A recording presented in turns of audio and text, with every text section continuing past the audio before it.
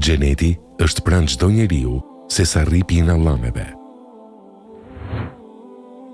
Nga Ibn Mesudi radiallahu anhu transmetohet të ketë thënë: I dërguari sallallahu alaihi wasallam ka thënë: Xheneti është më afër ndonjërit prej jush se sa rripi, lidhja I Allameve të tij, e po ashtu edhe zjarri. Ky hadith përmban nxitje dhe friksim. Në fjalinë e parë përmban nxitje kur thotë: Xheneti është më afër ndonjërit prej jush se sa rripi I Allameve të tij. Rripi I tyre është në shpinën e shputës dhe është shumë afër njeriut, pra merret si shembull I afërsisë. Do të që njeriu flet një fjalë me të cilën Allahu është I kënaqur, mirë po nuk mendon se ajo mund të arrijë atë që arrin, por ja, është ajo që e çon në xhenet. Prapë hadithi është më I përgjithshëm se sa kaq, sepse me të vërtetë adhurimet e shumta dhe largimi nga të ndaluarat janë nga shkaqet e hyrjes në xhenet, dhe kjo është një gjë e lehtë për atë që ja lehtëson Allahu. Një besimtar të cilit Allahu ja ka hapur gjoksin për Islam e sheh teksa me qetësi e ati, me bindje e dashuri për namazin, e sheh edhe tek jep lëmosh, agjeron, e bën haxhin, sepse e tërë kjo është e lehtë për të. E sheh gjithashtu se si largohet nga ajo që ka ndaluar Allahu, si në të shprehur edhe në vepra, dhe kjo për të është e lehtë.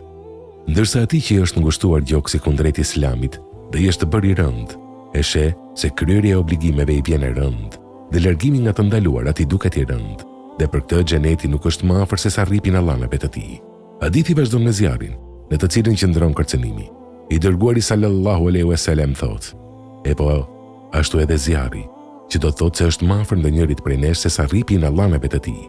Ndodh që njeriu flet një fjalë së cilës nuk e bë veshin pare, dhe ajo fjalë hidhëron Allahun, dhe ai hidhet për shkak të saj në zjarr, për aq vite, e ai nuk e di këtë.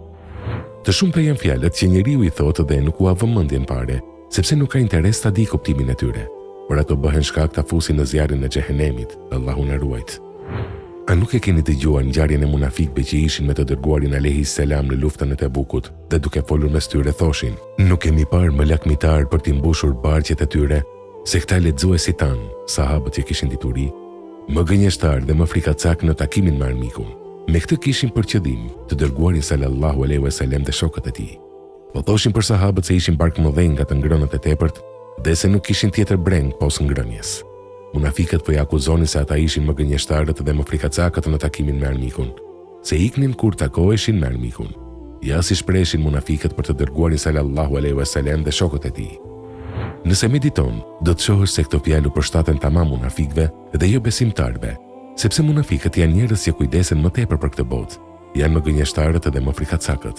Realiteti I këtij cilësimi ishte për munafikët. Megjithatë Allahu thotë: Nëse I pyet ata do të përgjigjen: Ne vetëm po bënim shaka dhe po luanim. Kuptimi është se nuk kishin për qëllim realitetin e asaj fjale, por ajo ishte e vetmja shaka dhe loji. Allahu thotë në Kur'an: A mos vallë me Allahun, shpalljet dhe të dërguarin e tij po talleni, mos u shfaqsoni, ju e mohuat fen, pasi patët të besuar. Nëse ne I falim disa prej jush për shkak se u penduan, do t'i ndëshkojmë të tjerët nga se janë fajtor, nuk u penduan për talljen që bën. Surja Teube 65-66.